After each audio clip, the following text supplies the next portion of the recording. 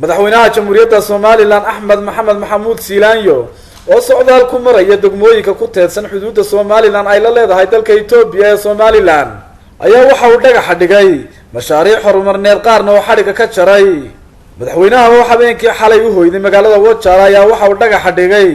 garoon kubadda cagta ah waxaana madaxweynaha iyo wafdigani uu hogaaminaya ay kormeer ku tageen xerada ciidanka qaranka ee ku taala banka Wajaale halkaas oo ay ku soo bandhigeen wax soo saarkii sanadka ee ay beertay wasaaradda beeraha Soomaaliland madaxweynaha jamhuuriyadda Soomaaliland iyo wafdigani uu hogaaminayo waxay socdaalkani ku soo mareen degmada Geed Ballaadh oo loo dhagax dhigay saldhig booliis isla markaana uu madaxweynuhu xariga uga jaray dhismaha iskuul laga hirgeliyay deegaankaasi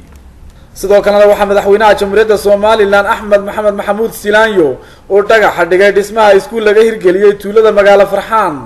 intaasi kadib madaxweynaha iyo wafdigan uu hogaaminaya waxay isku soo biyo shubteen munaasabad loo sameeyay dhismaha wadada Allay Baday taasi oo lagu soo dhaweynayay madaxweynaha jamhuuriyadda Soomaaliland Axmed Maxamed Maxamuud Siilaanyo waxaana halkaas khudbada ka jeediyay salaadiinta iyo cuqaasha gobolka Gabiley maayirada degmooyinka Gabiley iyo Allay Baday maamulka gobolka Gabiley xagga waxbarashada oo kale markaa soo qaato runtii aad iyo aad bay waxbarashadu u fiican tahay degmadu intii balwadu ay ka shaqaynaysay barmusalsal boqolkiiba 57 baa loo qabsoomay madaxweyne tuulinta soo mara ee xilowka soo mara madaxweyne qaarkoodna cadaab bay ka kororsadaan qaarna ajar iyo xasanaad iyo jannay ka kororsadaan insha Allah tacaala waxa tahay madaxweyne ka kororsaday aakhiradiisa janno ka kororsaday waxa dadka u qabatayna inta ninka garbiisa ku taalo kaliya inaga filan kolkaan tacliin iyo dhakhtar iyo waxa kale loo bay xagga dalka dalka loo baydana waa tan wadadii Allay Baday waxaan imika joognaa wadada Allay Baday dee ilaa intii Ingiriisku joogay way joogtay magaaladaasina waa Ingiriiska waa margeedaha ka yargooyay intii dawladaha ka dambeysay midna waxba kama qaban wasiirka madaxtooyada Soomaaliland Xirsi Xaaji Cali Xasan oo halkaas ka hadlay ayaa waxa uu yiri bilowgii markii la bilaabay waa la bilownay guddiga waa joogaan haday ahayd markii ay ku soo adkaatayna qalabka lacagtiisa anaga bixinay boqolkii kun ee ugu horeeyay waxaan u gelinay iyadoo sanad gaabta ay ahayd sanadka gaabta 2014 ee budgetka 200 kun u gelinay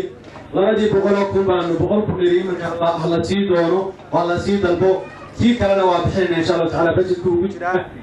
markii horena konton baan bixinay labada boqol insha Allah taala u doonana waa laba boqol konton bay isku tahay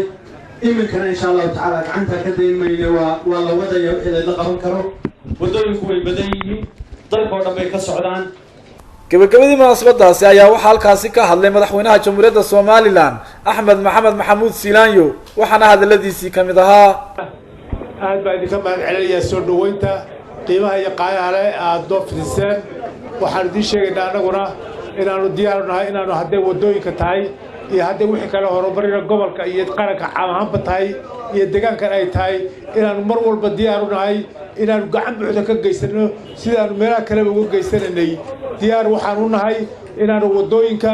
iyo miday tahayba iyo tan markaanu hadal hayno iyo mid kastaba inaanu gacan weyn ka geysano oo aanu wixii aan tari karaba aanu tarro shacbigana meel wanaagsan iskala taagno ayaanu diyaar u nahay idinkuna aan gacantaas wada qabsano gacmo wada jir bay wax ku gooyaan aan si wada jir hawleyno wada fulino aan wada jirno aan midowno aan meelowsa wada jeesano aan asaamino aan gacanisa siino aad iyo aad baan u diyaar anaguna hawsha wax ka qabano marka wassalaamu calaykum markii munaasabadaasi soo dhamaatay ayaa madaxweynaha Soomaaliland waxa uu xariga ka jaray aqalka martida magaalada Allay Baday kaasi oo dhawaan laga hirgeliyay degmada Allay Baday